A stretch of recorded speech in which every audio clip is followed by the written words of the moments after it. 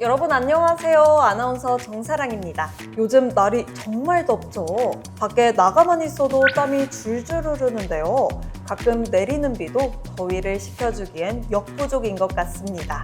그래서 그런지 몸도 더 쉽게 지치고 피로가 하루하루 쌓여가는 게 느껴지는 요즘입니다. 이런 여름철 피로 누적과 면역력 저하 어떻게 극복할 수 있을지 대구 복식자의원 송현욱 원장님과 함께 이야기 나눠보겠습니다. 안녕하세요, 원장님. 안녕하세요. 대구 복식자의원 송현욱 원장입니다.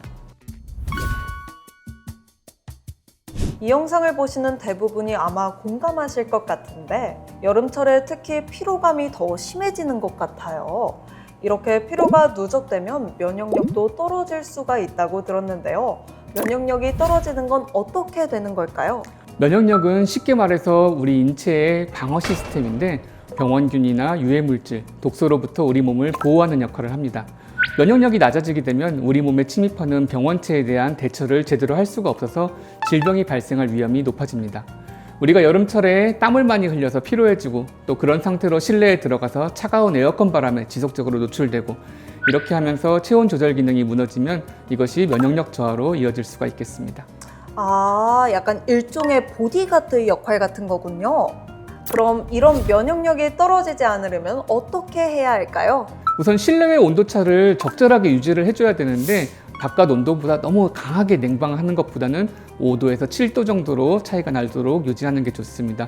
여름철에는 탈수가 되지 않도록 물을 충분히 자주 마셔서 수분 보충을 해주셔야 됩니다. 더위 때문에 쉽지는 않겠지만 규칙적인 수면, 식단, 또 적절한 운동 이런 것들을 같이 해주시면 좋겠습니다.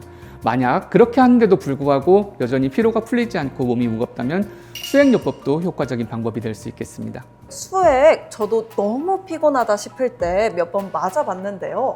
분명 효과는 있는 것 같은데 사실 정확히 뭔지는 모르고 맞았거든요. 수액의 종류와 성분은 무엇이고 또 어떤 효과가 있는 걸까요?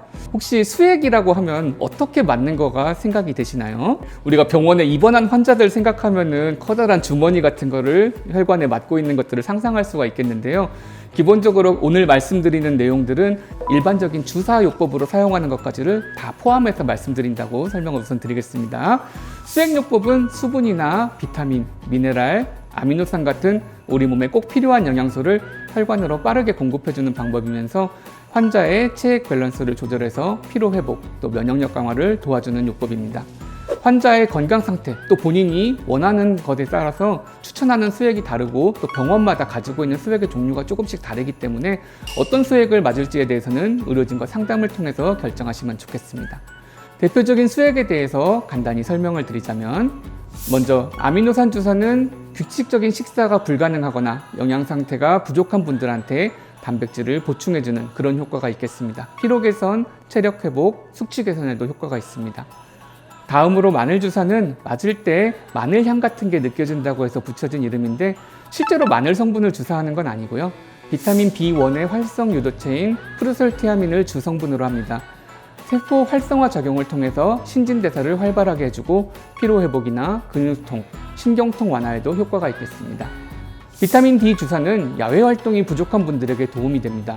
뼈 밀도를 높여서 골다공증을 예방해주고 면역과 근육 기능을 증강하는 효과도 있습니다. 방금 전에 제가 야외 활동에 대해서 말씀을 드렸는데 실제로 우리가 야외 활동을 통해서 피부에 햇볕을 쬐게 되면 그것으로도 일정 부분 비타민 D가 합성이 되면서 보충되는 효과가 있는데요. 다만 비타민 D를 합성하기 위해서는 선크림 같은 걸 바르지 않고 긴 팔이나 긴 바지를 입지 않고 피부를 노출시키고 햇볕을 받아야 되는 상황을 말하는 거기 때문에 단순하게 완전 무장을 하고 나서 밖에 외출을 잠깐 하는 것으로 되지는 않습니다. 그래서 검사를 통해서 내가 부족하다고 알고 있는 분들이 주사나 먹는 약으로 보충하게 됩니다. 그리고 비타민C 주사는 고용량의 비타민C를 투여하는 것으로 항산화 작용을 도와서 세포 산화로 인한 손상을 방지하고 모세혈관을 보호해줍니다. 마찬가지로 피로 회복 효과도 기대할 수가 있겠습니다. 보통 비타민C는 과일이나 채소를 통해서 섭취하게 되는데 주사를 사용한다는 것은 정맥으로 바로 투여를 하기 때문에 흡수가 빠르다는 장점이 있습니다. 연속해서 여러 번 과량을 맞는다고 해서 모두 몸에 흡수되는 것은 아니고 필요 이상으로 우리 몸에 들어온 것들은 소변을 통해서 배출되게 됩니다. 마지막으로 사이모신 알파1 주사는 인체의 면역 조절 물질로 인해 자연적인 면역 기능을 강화하는 주사입니다. 암 환자의 항암 치료에도 그 항암 치료로 인한 부작용들을 돕기 위해서 사용하고 있고요. 백신 접종을 할 때도 백신의 효과를 좋게 한다고 알려져 있습니다. 와, 종류가 정말 다양하네요. 외에도 갱년기 증상 개선이나 미용, 다이어트에도 효과가 있는 수액이 있다고 들었거든요. 제가 그것들에 조금 관심이 있습니다. 이런 효과가 있는 수액들도 소개해 주실 수 있을까요? 조심스러운 말씀이지만 전혀 필요가 없으실 것 같지만 제가 우선 소개는 좀 드리도록 하겠습니다. 네.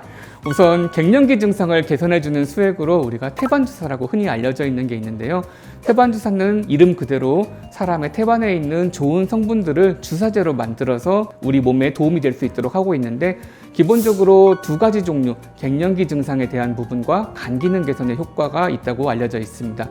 미용 목적으로 만드시는 분들에는 백옥주사라는 이름을 들어보셨을 텐데, 백옥주사는 글루타치온이라는 성분으로 항노화, 항산화 효과와 함께 우리 몸의 중금속 배출이나 간의 독성 물질들을 해독해서 피로 회복과 면역력 증가에도 도움이 되고 있습니다.